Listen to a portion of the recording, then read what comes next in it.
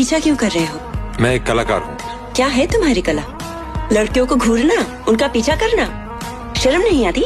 आप मुझे गलत समझ रही हैं। खूब समझती हूँ, बहुत देखे हैं तुम्हारे जैसे, सिर्फ एक थप्पड़ के लायक हो तुम। मैं नहीं जानता कि तुम कौन हो, पर जो भी हो बेहद सुंदर हो।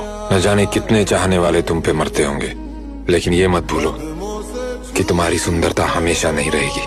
जवानी के साथ ये भी ढल जाएगी, लेकिन मेरी कला रहेगी हमेशा। तुम जानते थे मैं आऊंगी? जैसे स्वर्ग से आई। अब मान लो कि तुम एक देवी हो। मुझे क्या पता देवी कैसी होती है? ये महसूस कराना मेरा काम है। बहुत सुंदर है। तुम बहुत सुंदर हो। जितने भी मौसम है तेरे कर्जदार है।